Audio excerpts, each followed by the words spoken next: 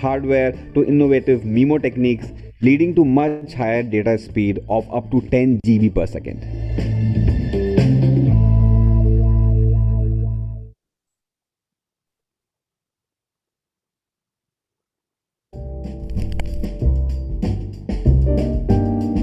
Founded in 1959, the Department of Humanities and Social Science is one of the oldest departments in IIT Madras. I think it is the Humanities department of IIT that makes this place a university.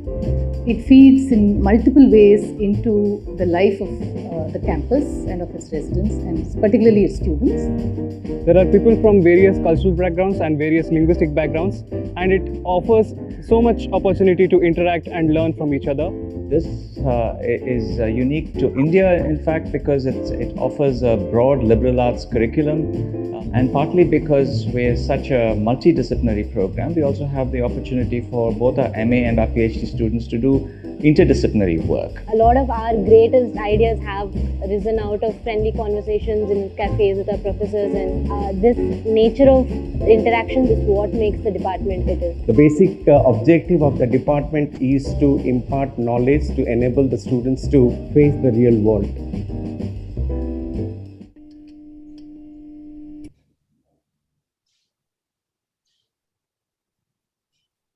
Satellites are shrinking really fast, but rockets are not. So you have big rockets and small satellites, and satellites are forced to do a ride share. He keeps comparing it with a train versus a cab.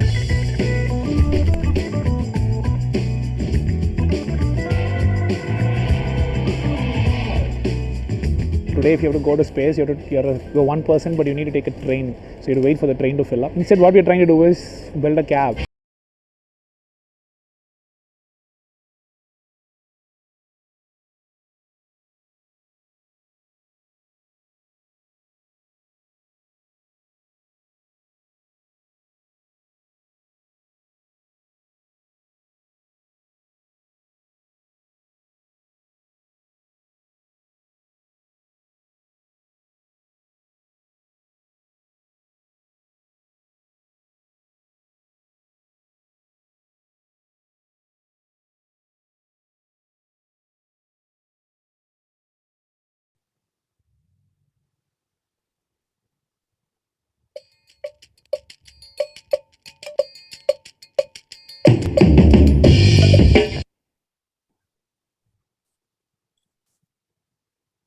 Hello and good evening to everyone. Thank you for joining us today. On behalf of the Office of Global Engagement, it is my pleasure to welcome you to the 22nd webinar from the IRIS webinar series. My name is Richu George Philip, and I'm a part of the Office of the Global Engagement. From the Humanities and Business Technology Cluster, the research initiative presenting today is Startups and Risk Financing, led by Professor A. Thillairajan. This research initiative would engage in scholarly research in the areas of innovation, entrepreneurship, and venture financing. Innovation and startups are expected to play a key role in the world economy. The objective of the center is to create new knowledge through rigorous academic research that can advance policy and practice.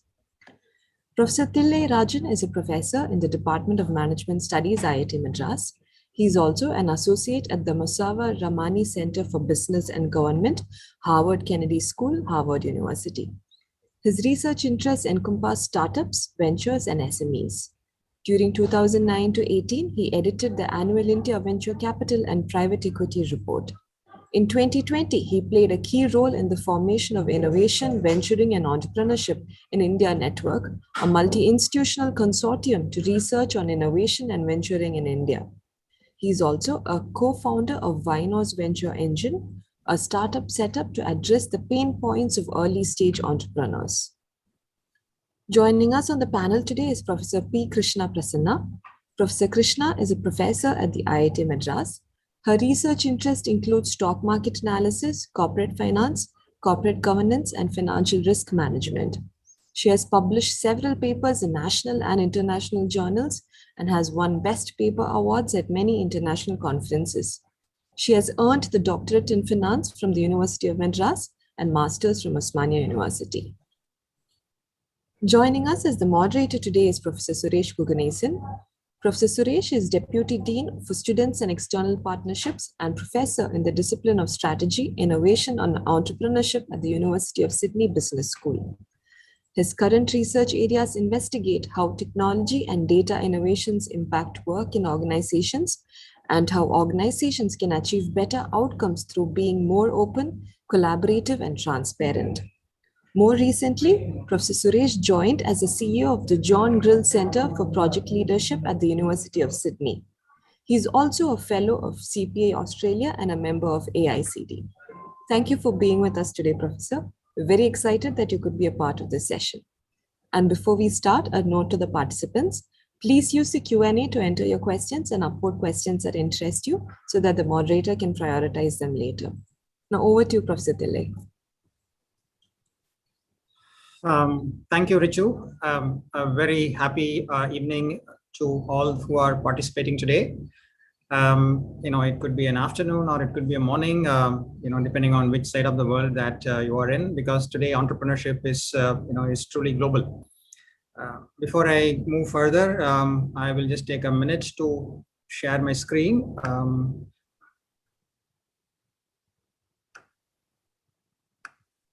Okay, so here we go.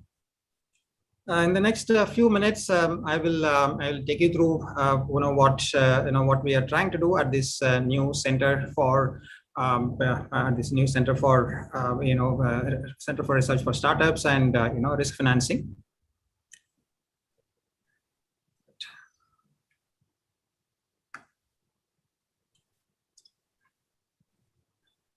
So naturally, our focus is as a part of the center is the startup, and more specifically the startup ecosystem in India. And we are going to start with the startup ecosystem in India. The picture that you see here is the newly constructed IIT Madras Research Park, which is now today emerged as one of the most prominent ecosystems in India for innovation and entrepreneurship. Specifically, if we look at how the industrial and business policy evolution has kind of evolved over a period of time in India. When India got independence in the late 40s and early 50s, the primary driver of the government was use the public sector as a major role to achieve what is called as the commanding heights of the economy. Right, the initial the thrust by the then Prime Minister Jawaharlal Nehru was to really use public sector to push India to the heights of the economy. And then subsequently moving forward, there's a big thrust in the 80s. In the late 80s, there was a big thrust on the small and medium enterprise, the SMEs. The SMEs were supposed to be a leading group to employment generation and also doing a lot of manufacturing. And then moving to the 90s, we really had a major change in terms of the government thinking, which is in terms of bringing in liberalization and the economic reforms. That fundamentally changed the way India has been operating since the time of independence. And fast forward today, one of the major policy agenda for the government is actually to promote startups, right? In fact, in 2016, we knew that the Prime Minister of India, Sri Narendra Modi, stood on the ramparts of the Red Fort on his Independence Day address and said, "Startup India, stand up India." So our center essentially focus on the current policy imperative, which is the focus on startups. So if you look at India today, India has become the fourth largest startup ecosystem in the world. So that's a significant achievement. It's much better than several of the advanced and the OECD countries.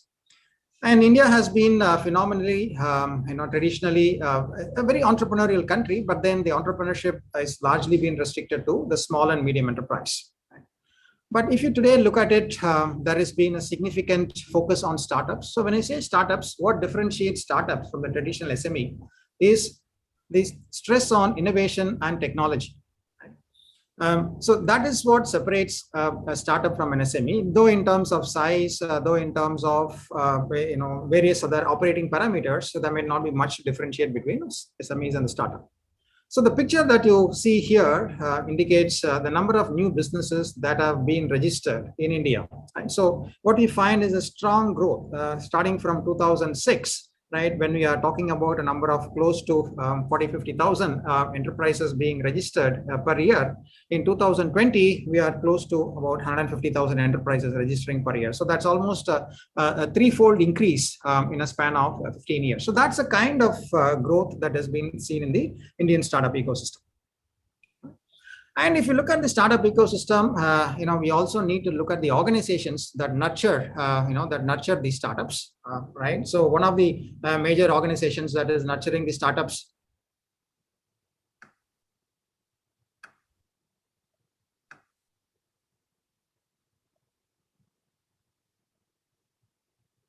is my screen visible?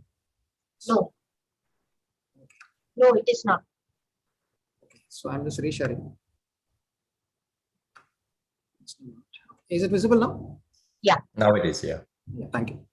So we have incubators, which is one of the major organizations in the startup ecosystem, and so that is also an indicator of how the ecosystem has evolved. So today we see the network of incubators has significantly grown, right? So these incubators could be either based on the industry or it could be based on academic institutions like IIT Madras. So this is an indicator of how the startup ecosystem has evolved in recent years in India. And naturally, a startup cannot survive without funding, because many of the startups need a lot of investment initially before they can start generating the cash flows that can support their investment requirements. Naturally, we need to have supporting institutions that can direct this investment. So we need to have angel investors, we need to have venture capital companies. More the number of investors indicates that more number of startups can to get supported.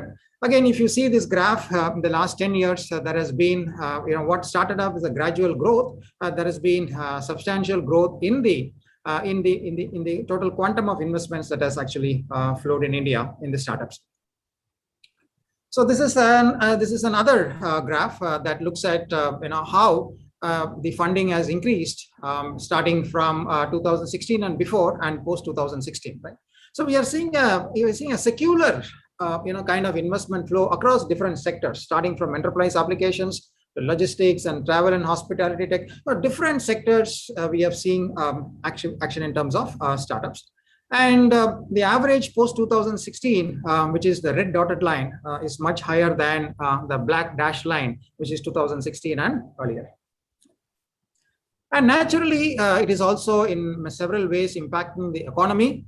If you look at investment as a percentage of GDP, that has consistently increased. In fact, today, the venture investments as a percentage of GDP is significantly higher in India as compared to the global or the USA numbers, right? So this has been again a very, very big game changer on the Indian context.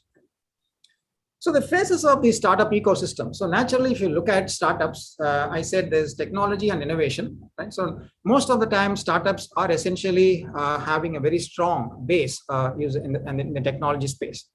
So if you look at the technology startup ecosystem, we could kind of broadly identify 4 different phases, right? 1991 to 2006 is the first wave of the startup ecosystem that was set up in India, starting with the liberalization and also to a certain extent taking advantage of the dot-com, of the Y2K and the dot-com boom that resulted in that time.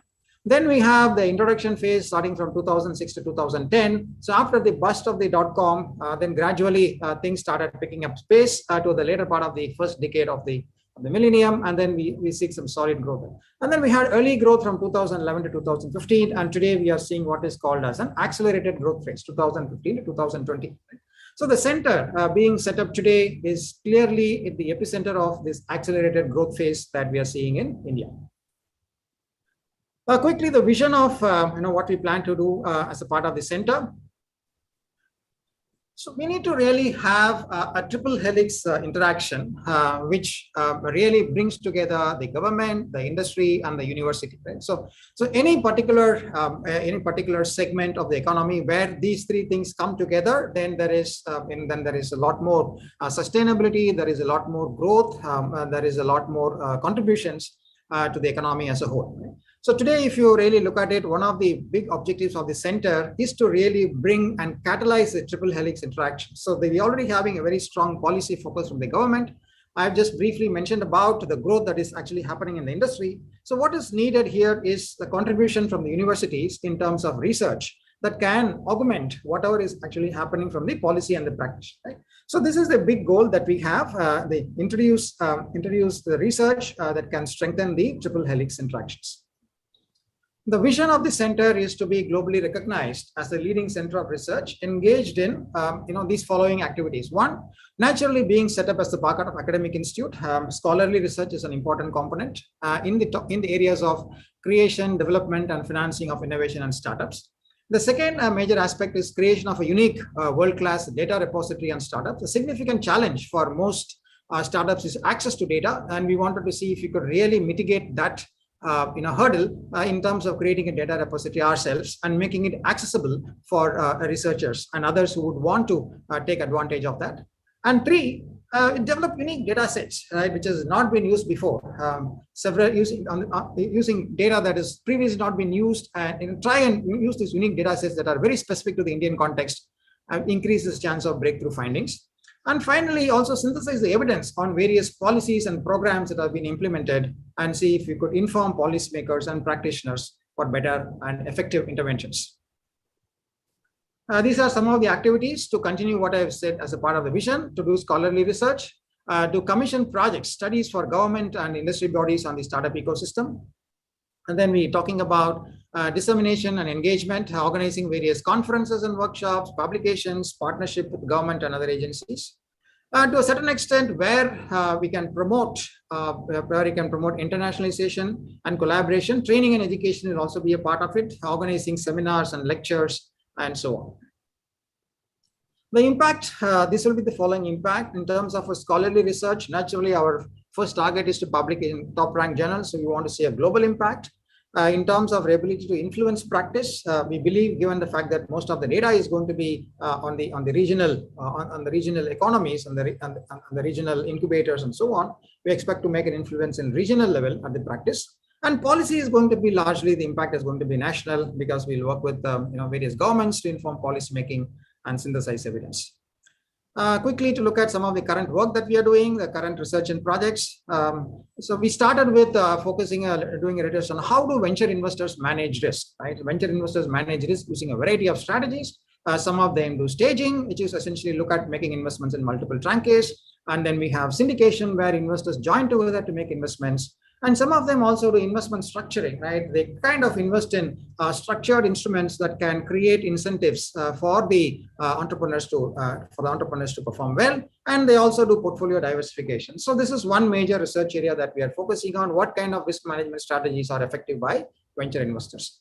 The second focus area is to really look at the role of incubators and accelerators in new venture creation. How have incubators and accelerators contributing for the growth of the startup economy in India? So that's the second aspect. I'm going to invite my colleague, Professor Krishna, to talk about the remaining focus areas that we are starting to work on. Professor Krishna, you would like to? Yeah, sure.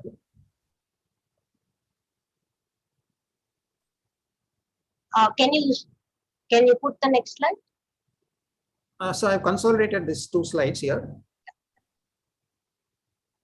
Okay, fine. Yeah. So what are the research areas that we are going to work currently, and which is beneficial both for the startup firms themselves as well as the investors who are providing capital in different forms to these startup firms? Why do we call the capital subscribed by the different investors? Precisely, venture capitalists and angel investors are predominantly the providers of capital for startup companies. So they look at the risk. Why do we call that as a risk capital? Because the capital that they provide is will not be having an expected returns in the early times, and the kind of a risk that they are taking is very different compared to any other type of investments. For example, if you look at the venture capital investments, the illiquidity is one major issue. The minute the venture capitalist identifies that the firm is not going at an expected pace, he cannot withdraw his investment or exit the firm. He has to ensure that the firm reaches a reasonable level for him to liquidate his investment. The more important thing is how do we predict the probability of failure and probability of success for the new technology-oriented startup firms? Then how do we value a firm? Every investor wants to understand if he is putting the money, what will be the value he will realize when he exits from the investment. So precisely valuation models, they estimate three important parameters which are very useful for startup firms as well as investors. What are the three parameters? One is an expected return. What do they get if they invest now? Second one, in terms of risk, what are we saying is, what is the probability of fluctuation in this expected return? I expect 40%. Will I get 40%? If I don't get, will it be 30% at least? Will it be 45%? So the fluctuation, the deviation from an expected return, we call it as a risk parameter. The third and more important parameters for the entire industry landscape is expected growth rate. What is the growth rate that I'm expecting that the firm will achieve in 1 year from now, in 5 years from now, in 10 years from now? So these are the three essential parameters which any valuation model would like to, explain or estimate. So the center will be working on providing these estimated parameters for different industry verticals and risk premium of startups. What do we see is many of the existing successful companies. Last week we had a discussion with the industry captains. When they have innovative ideas, they are deliberating whether they want to experiment with this innovation as an internal R&D or whether they want to experiment with this innovation as with the help of a newly born startup firm.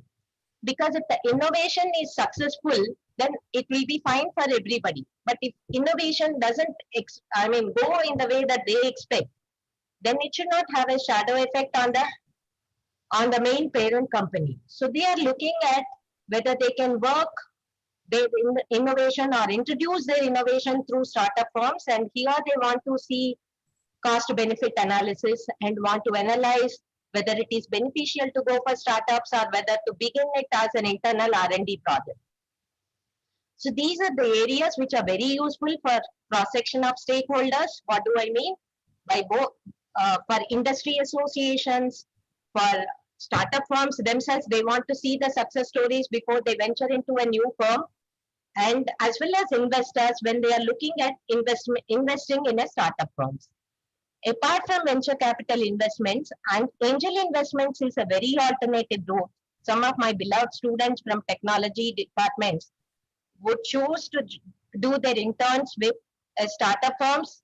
And when I question them, why are you looking at this firm? They immediately say, ma'am, Ratan Tata has invested in this firm. I just expect that the firm will be really flying high in a very short time. So I want to intern and be part of their technology innovations so that I get a very good exposure to what I'm learning right now. So this is the expectation that when angel investors are associated with any startup firm, everyone associated with the startup firm expect that the firm will rise in no time.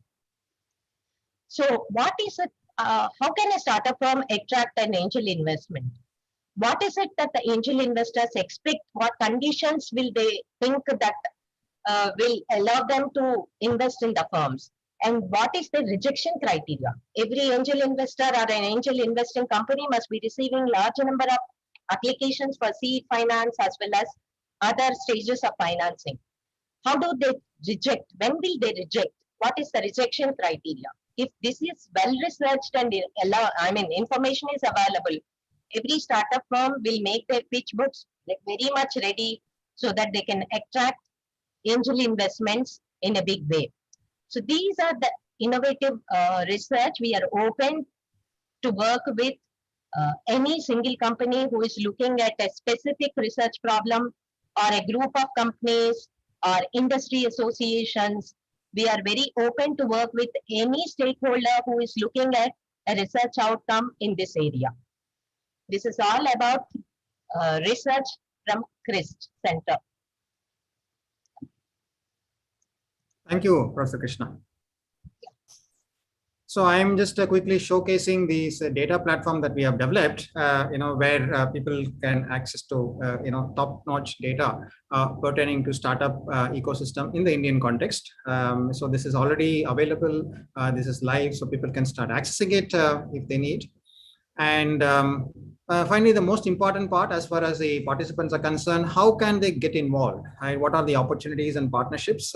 With that, I'm going to stop here. So quickly, the center, could actually have a lot of opportunities for internships for students at all levels, at the undergraduate level, at the postgraduate level, as we work through developing the ecosystem. So this is one.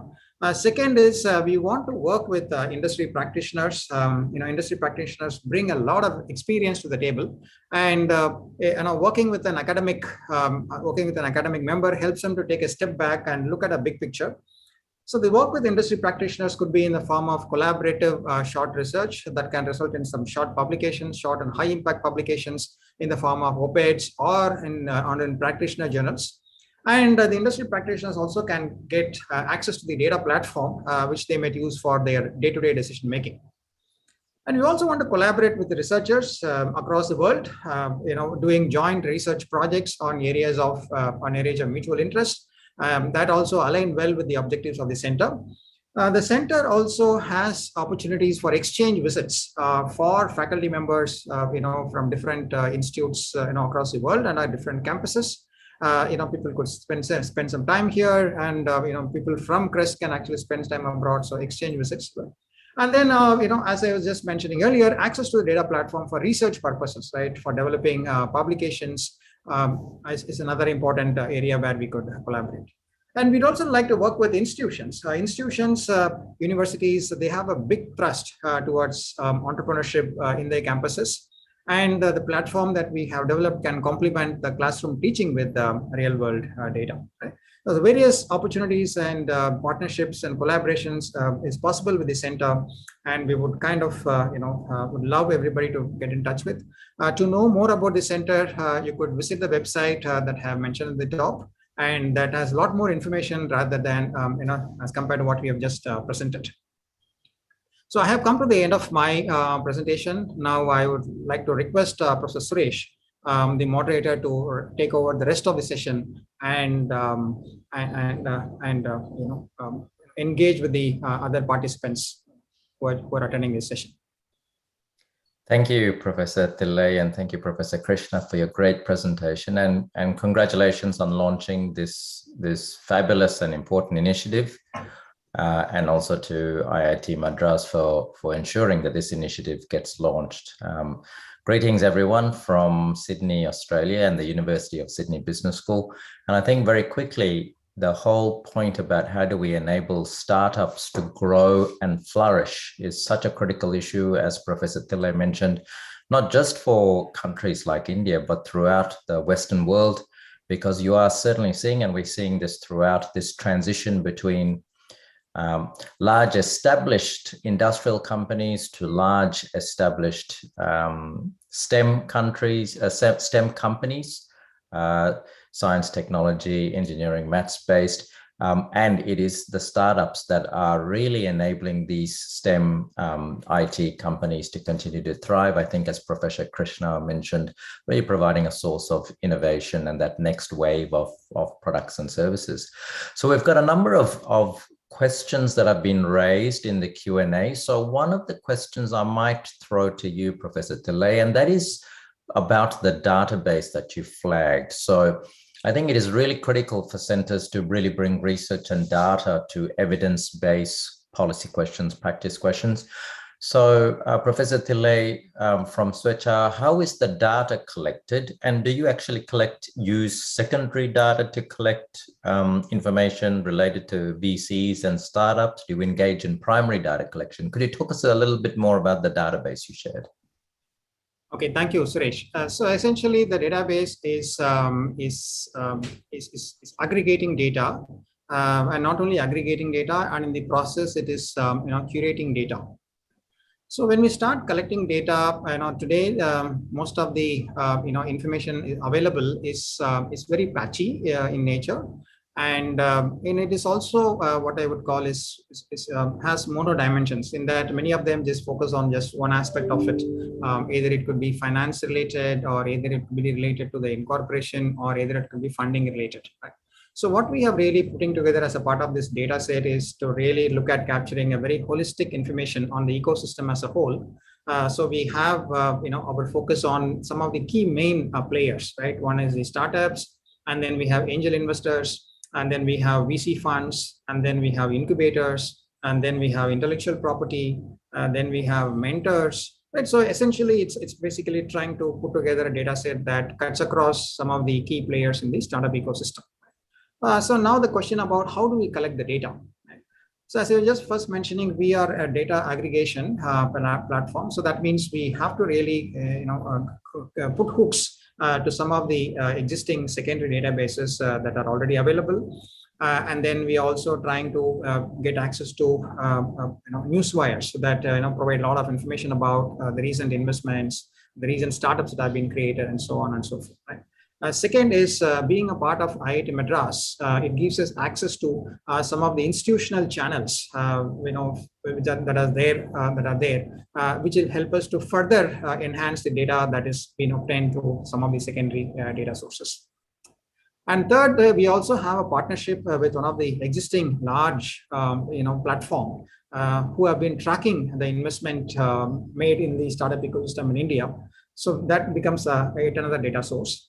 Going forward, we also hope to collect a lot more primary data right from the users of the platform. So that means today we'll be looking at founders, we're looking at investors contributing to their data resources for the platform. So that's how the data is collected and data is populated. So Vinos plays a very important role in terms of ensuring that the data is credible.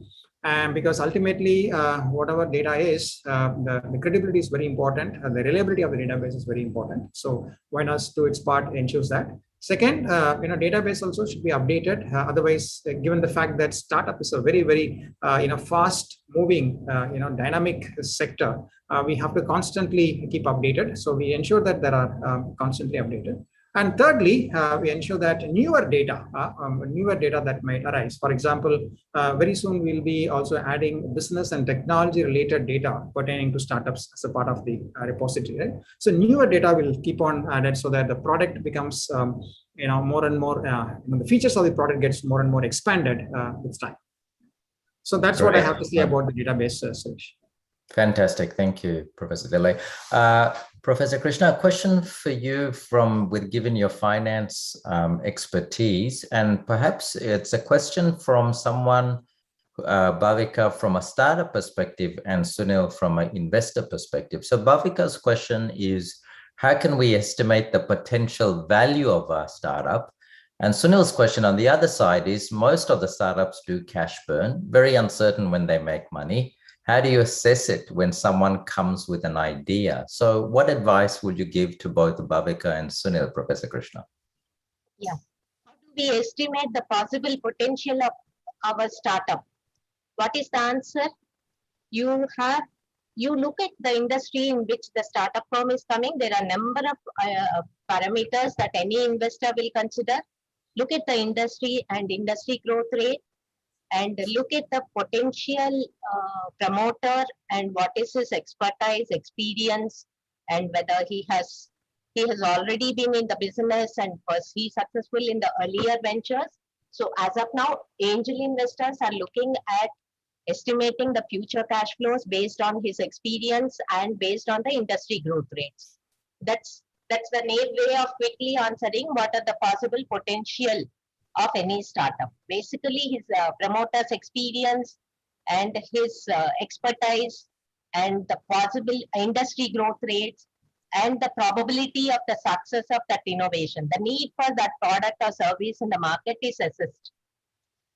And yes, this cash burn issue is a continuous phenomena. So the promoters are expected to be very careful about making a future cash flow expectations.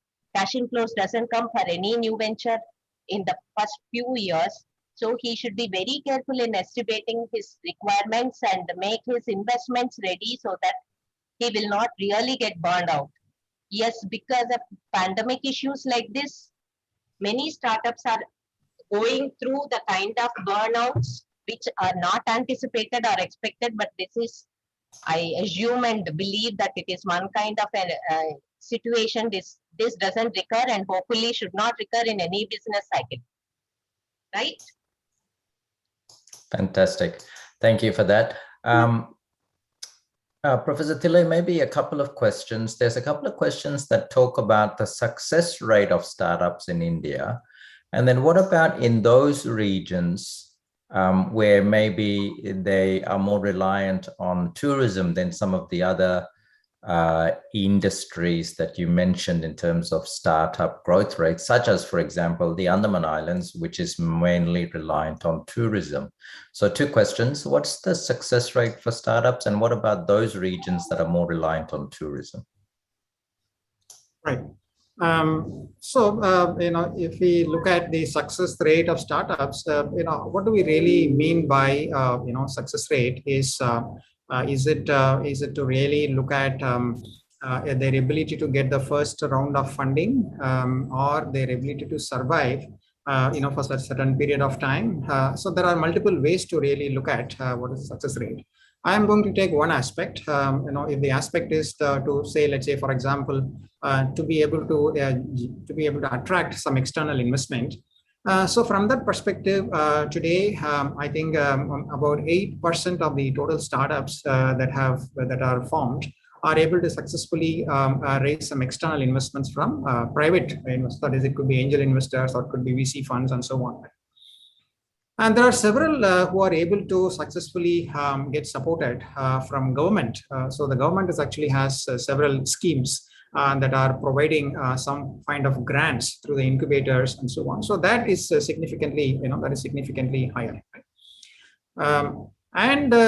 This number is probably not as high as what would probably see in the West, right? So if you look at the US, there by and large, about 1/3 of the startups, close to 33% of the startups that are formed are able to secure some kind of first round of external investment. Right? So we still have a long distance to cover as far as the ability of the startups to raise first round of capital is concerned. Right? Second, if you look at the survival, most of the companies that get registered today, in Indian context, they may not really go for that kind of, external funding. Many of them might tend to get operated in the traditional SME mode, as we may call it. Right? Looking at the traditional source of capital, cash flow based lending or collateral based lending. So that I think was going to be one of the major sources. So from that perspective, if you look at it, I would put the percentage rates to be, a lot higher, maybe about 20 to 25% of the startups are able to kind of get collateral based lending and survive, a reasonable amount of time. Second is pertaining to startups in certain sectors like tourism, right, or in particular regions such as Andaman. So today, what the government is looking at is specifically using startups as a way to achieve several public policy objectives, right? It could be in terms of development in rural areas, or it could be in terms of making available certain facilities that are not possible, where government is not in a position to do the last mile delivery, but then private entrepreneurship can actually be very effective in doing those delivery and services. Right? So I think entrepreneurship is getting a much larger, in the scheme of things. So if you look at tourism, if tourism is seen as an engine for development, particularly in states, let's say, for example, if you look at Kerala, another state that is very predominantly development of tourism, where entrepreneurship is encouraged, right? Entrepreneurship encouraged both at the level of the state government and as well as at the level of government. But what it's expected in many of these tourism related startups is to see how they can be a little bit more innovative, how they can be very different from some of the existing projects that are already being supported. So this is what I would like to say. In Andaman and Nicobar, basically speaking, entrepreneurship is still very, very nascent, right? That is naturally because of the fact that a majority of the development is still driven by the public sector and the government. Andaman's being a very strategically located area, and also in terms of a lot more development needs to happen. So government is still playing a majority role. In fact, as per the data repository that we have created, there is only one incubator in Andaman and Nicobar, right? So it still needs a lot more to. But at this stage, I think the government is making vigorous initiatives how can really create an environment for private sector entrepreneurship in Andamans. Thank you. Thank you, Professor Tilley. And Professor Krishna, there's a few questions about venture capital houses. How can one make connections with venture capital houses? And as part of that, how can we address the issue of liquidity of VC investments? So could you please comment on those issues? Yeah, sure. What do you mean by the word illiquidity of investment? Somebody is asking. Yeah. Actually, when you invest, most of the startup firms, they don't go for public. So their equity issue is not traded in the market. So when you have to exit, there should be another investor. Am I audible? Yes, you are audible. There should be another investor who is willing to buy your stake. Otherwise, you cannot exit.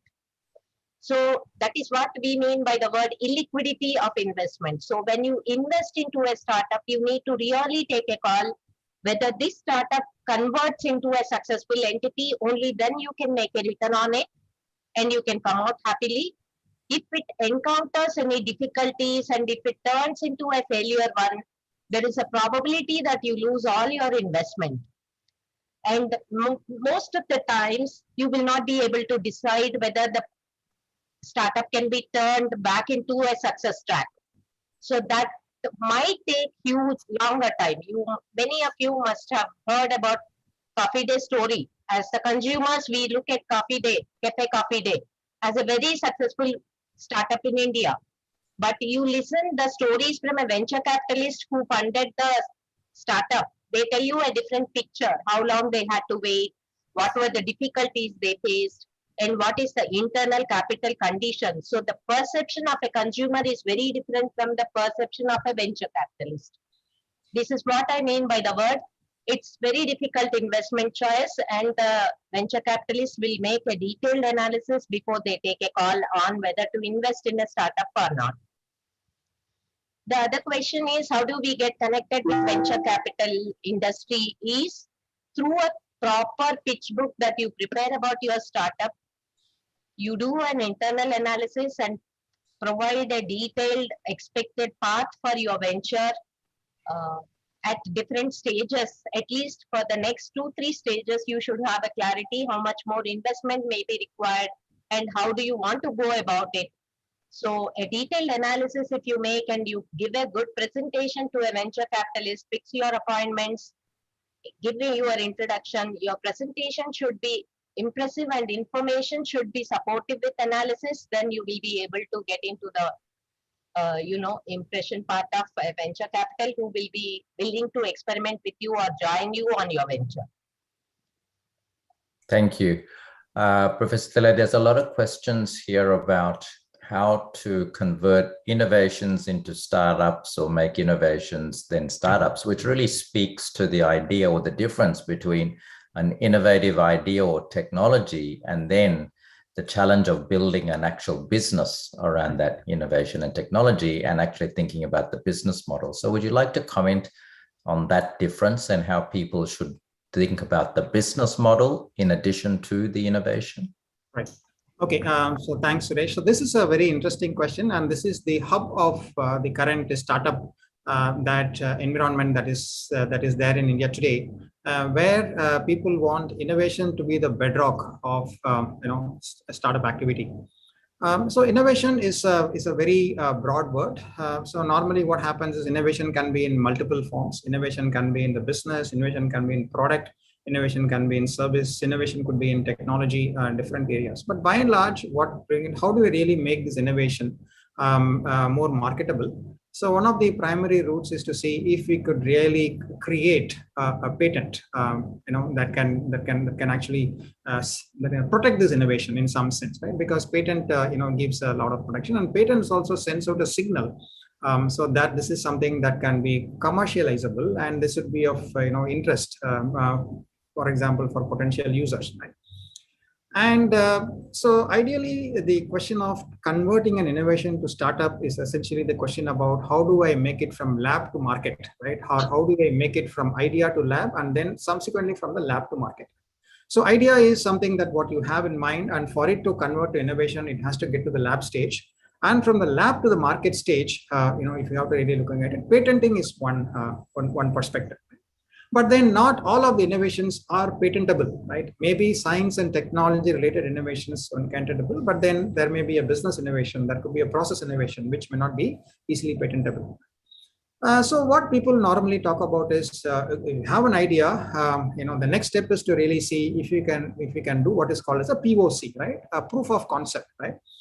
Once you develop the proof of concept, and people talk about the next stage, can we really look at developing a MVP, right? A minimum viable product, right? So once we develop the minimal viable product, and then once we are able to sign up a few customers, then we are able to determine what is called as a product market fit. So many times what happens is entrepreneurs are so passionate, and they might not really be able to look at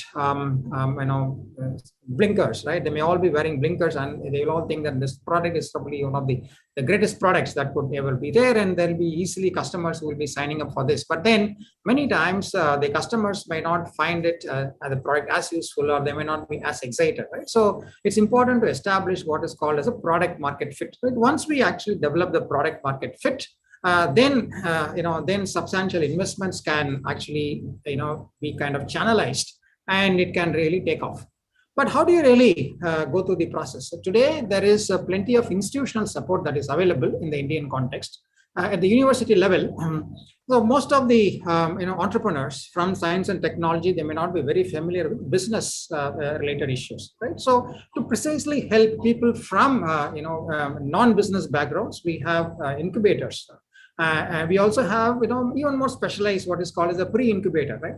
The pre-incubator looks at the prima facie the feasibility of turning an idea to a business, and subsequently an incubator helps to nurture this very early stage business to reach a certain stage from where they'll be able to stand on their own. Right? So that, I think, would be the right way to go about commercializing innovation to start. All this with the primary understanding that the traditional method of innovation commercialization is to license it out, right? License it out to a larger industry bodies, or license to industry SMEs and so on, that can then use this innovation and then possibly pay royalties or even buy the innovation. But today the new paradigm is, why should an inventor look at only licensing? Why can't the inventor look at commercializing it himself? And that means taking the route of the startup, right? Using a startup. And then if he's not very familiar with how do you really create a startup, then there is incubation support. The incubator will help the inventor to be able to go through the kind of various process through which the idea can successfully translate it to a very viable product that can be used by consumers. So that's what I would like to add here, Professor Suresh. Great. And I think this also answers some questions in the chat from Q&A from Gaurav about startups depending on both city demands as well as market demand, as well as the innovative idea. Professor Tillai, just as you were talking, you mentioned patents. There was a question about patents, and the question is this: how can we make sure that patents filed by startups do not end up as non-practicing entities, patent trolls in the industry? So how would you like to respond to that? See, ultimately, I think patenting involves a lot of, there's significant expense involved in the entire process. So only patents that probably are worthwhile, to provide a return on this investment, can be patented, right? Particularly for startups, right? Having a lot of patents might be good to showcase their scientific prowess, but then ultimately, how would this get translated in terms of cash flows? I think so. That is very important.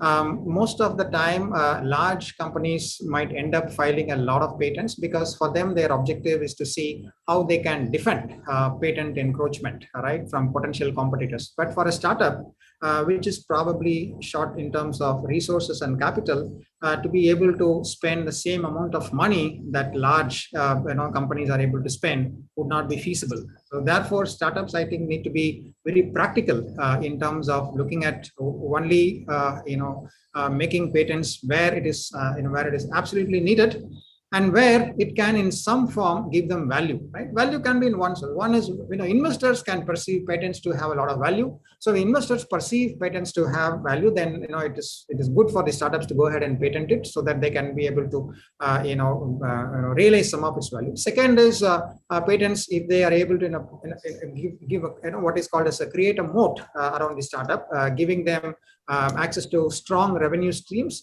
then it is worthwhile to go ahead and have a patent. Right? So in the case of a startup, the primary goal of the patent is to really see how it can probably create value, and in a certain form also how it can help them to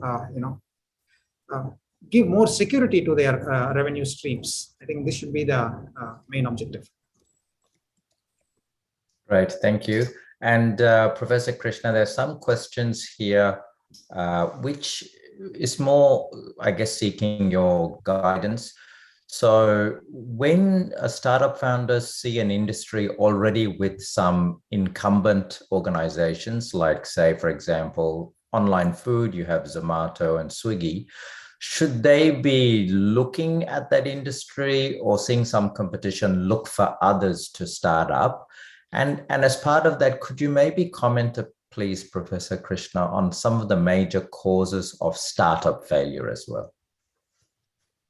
Yeah. How did Zomato enter? Which is the first one to come into the industry? Is it Swiggy or Zomato? I don't know. So when you see when one company is doing pretty well, the other one is entering and making it success, meaning to say there is so much of potential demand and it's a new vertical of service. And you need to estimate the growth rate of the industry. How do we estimate these growth rates? How many people will be looking for demanding this kind of online food delivery? Based on, the number of working population, the number of educated people, the number of busy people in the industry, who will not be able to really go to restaurants for having their food. So based on all these economic input indicators, we estimate the industry growth rate. There's always scope for other people to come. There's always scope for other people to come. But you need to make your, you need to play your cards carefully. You cannot just like that think that you will go to Swiggy level. Differentiate your service and begin in a small way. You can always hit the success. Right? And any other advice about the causes of failure in business and in particular startups? Pardon? Major causes of failure for startups generally? Major causes. Causes, reasons for failure. Reasons for failure is sometimes the industry will not go the way you expect it to react. Sometimes your product wouldn't have gone for test marketing, or your service would not have been properly. You wouldn't have tested the market whether they like your product or whether they require some modifications. There may be issues in product development. There may be issues in financing. I mean, first 10 years for any startup company, both from marketing as well as finance side, is very challenging. Both will go hand in hand. If you have finance, it doesn't mean that the venture will be successful one. Similarly, if you don't have finance, you will definitely not be able to handle till you turn the firm into a successful one. So it's both marketing and finance should go hand in hand to make it successful, together with whatever technology you have. Fantastic. And would either of you maybe comment on how you see the Indian startup ecosystem and the role of AI, artificial intelligence? Do you see it sort of prevalent? Where do you see the opportunities? AI, technology, data science, digital marketing, I guess a couple of questions. Okay, let me go on this, Professor Krishna. Yeah. So today, I think the current paradigm is there's a lot of value that can be harvested using data analytics, artificial intelligence, machine learning, and related areas. Right. So that's a current big belief. So we see that there is a lot of scope. So therefore, I believe that for the next few years, these startups in this area can really look at innovating new business models, addressing new problems, and in the process also create a lot of value. So digital marketing is today a very important way for go-to-market. So I think from that perspective, most of the companies today are not relying on the traditional channels and advertising and marketing routes to reach the customer. Go-to-market is emerging to be a very, very important route. It's also because digital marketing channels provide a lot more analytics. It helps to target the user a lot more precisely as compared to the traditional channels. So I've interacted with several startup entrepreneurs, and many of the startup entrepreneurs prefer digital marketing because it can really scale up very fast. Right, one can today reach the users across the globe using digital marketing channels. And in a very, very precise form. Let's say, for example, if somebody would like to target audience in the age group of 18 to 25, so it's possible to be able to reach that kind of an audience using digital marketing techniques. Okay, great. Now we still have quite a few questions, but I know that time is out for us. So it's such a great presentation, Professor Tilley and Professor Krishna, and it is such an important center that you are launching and have had your inaugural first session webinar. So Professor Tilley, I might hand back to you quickly just to re-emphasize and remind participants how they can engage with the center. So thank you so much, Suresh, and it's a pleasure to take time out. It's very late in Sydney time, but we are privileged, and really thank you so much for agreeing to moderate it at such short notice. I'm just hoping that we will use this as a starting point and take our partnership to much more active between the two economies, Australia and India, very diverse and vibrant economies, and particularly with respect to startups. So thank you so much for your time. And I will probably now have Richu to suggest what we should be doing next. Thank you, Professor Tilley. Thanks a lot again, Professor Suresh, for being with us today. It was very kind of you, and Professor Tilley and Professor Krishna has answered a lot of questions. I'm sure the participants have benefited a lot from the session. Professor Suresh, Professor Tilley, if you would like to take on a few more questions, you can. Okay. I know it's really late for you, Professor Suresh, so you can. We do not want to bother you to stay. Sure. Thank you very much, and it's a pleasure to be here and moderate the questions. So thank you all, and thank you, Professor Tilley, for the opportunity. Thank you, Suresh. The pleasure is ours. Thank you. Okay. Thank you, sir. Thank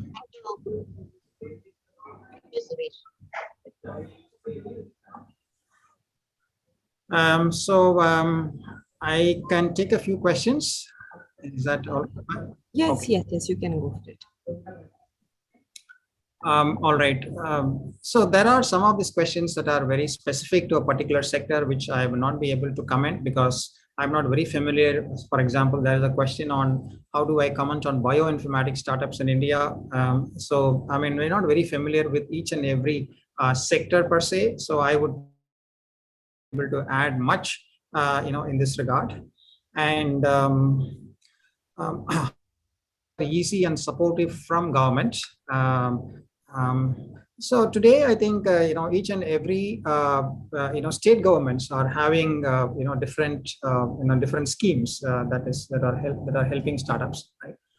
They open up applications. They have incubation centers. And they provide grants. And many times they provide several promotional schemes. Let's say, for example, financial support for attending an international marketing event, or financial support for patenting. So these are some of the different forms of support that the government is providing. Over a period of time, government support has kind of moved away from direct financial support to kind of providing infrastructure, towards providing other means of non-financial support to the startups. So that's kind of by and large been the trend in the recent years. So then there is a question on, again, it's a specific question on climate tech startup, right?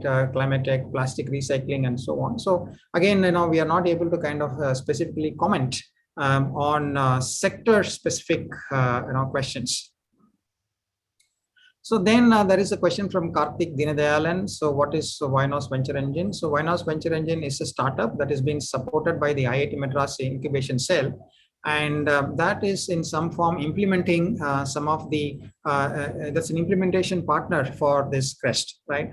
So the data platform that we have talked about, it is actually implemented and maintained by Vinos Venture Engine, which ensures that the database is easily available for users. It is reliable.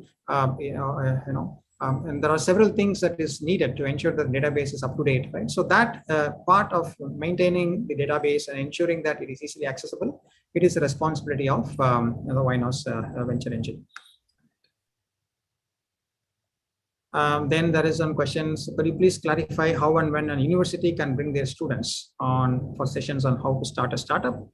So there are several programs that are being conducted, by IIT Madras, different arms of IIT Madras. We have the eCell, which conducts the entrepreneurship week that happens during the January, February kind of months every year. And the last year, it has been a virtual conference and because of the COVID. And then,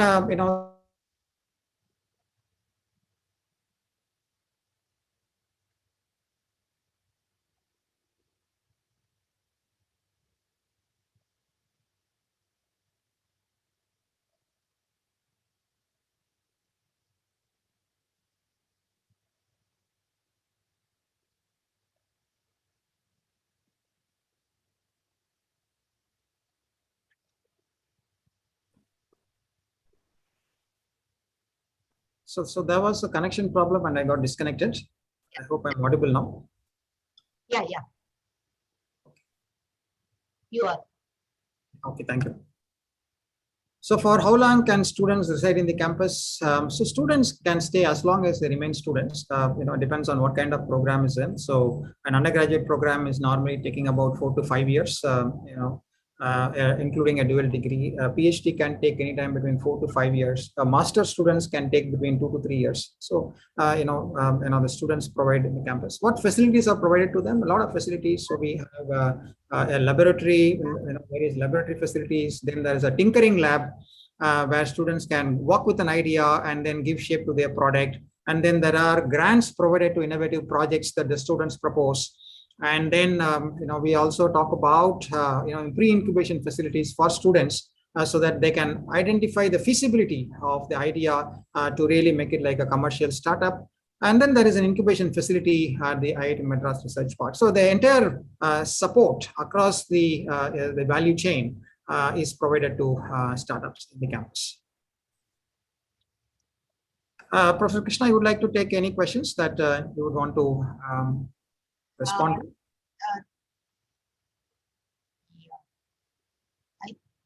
Somebody says that they are running a successful local food delivery platform in Bhimavaram. That's fantastic, Pavan. Happy to know about it. Then I have a list of latest reasons. Yeah, sure, you can always share. And people are asking what are the possible areas, how to get the venture capital, what are the possibility areas are there? Didn't understand exactly the question. How to get the venture capital means you need to apply to the venture capitalist. What are the possible areas? First, you develop your idea of innovation or startup, in which area you want to work, and make a presentation and think of list of companies you want to approach. Then they will be able to tell whether they can help or not. How will the medical startups in future? Will it interest the venture capitalists to invest in? Definitely any area where there is a potential market, venture capitalists will be looking at it, but we need to do your homework well before approaching them. That's what is required. Then Kalidas is asking, is there a possibility for the individuals to approach and get guidance from IIT Startup Incubator? Tilai? Yes, thanks. Is there a possibility? Yes. The incubator website is providing all the information on how to approach the incubator, what is the format of the application, where the startups can submit their idea or the startup, and then they go through an assessment process, and after that they are admitted to the incubation facility. So they could just go through the website and then get all the details, and then they can also attend a few events that are being conducted by the incubation cell, and that will help them to get more familiarity with how they can increase their chances of getting accepted at the incubator. Archana, the website link is available. You can see the crest. Professor Tillai has showed you the website. You can open the website from any place and then look into the information that you want. It is publicly available. I have answered that website, Krishna. I've given the website now in the chat. Okay, fine. I think we are done. Similar questions only getting repeated. The portal is not accessible to me, she is telling, but you have given the link.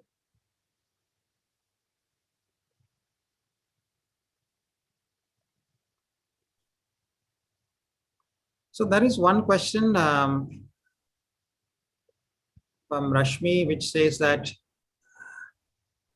how important is choosing the right partners in a startup venture? Many times startups fail or fall apart due to incompatibility with partners on issues like equity stakes, etc. And so it's important, right? In a marriage, there has to be compatibility between the two people involved. So similarly, the founders of a startup has to be compatible with each other. It's very important. The chemistry works, right? Chemistry not only with the founders, but chemistry between founders and investors, if there are, chemistry between founders and incubators, chemistry between founders and mentors. So all of it is very important. So therefore, the startup founders have to be very diligent in terms of choosing the right partners, right? Partners could be investors, partners could be other co-founders, partners could be mentors, partners could be incubators, and so on and so forth. Yes, this is a very, very important thing. In fact, many of the external investors, before they actually make an investment in the company, they look at the aspect of the relationship of the founders, the comfort of founders to work together, in the venture is critically assessed. Because if the founding team falls apart, the entire venture collapses, and with that, the investors' capital is also evaporates. So therefore, the investors are very careful before they actually make an investment in trying to find out whether the founding team is cohesive. The founding team has capability to work together for the benefit of the venture. I think these are the questions. I think we are done with it. Crest website alone, they are asking again and again. Link for the Crest website, and Chaitanya is sharing.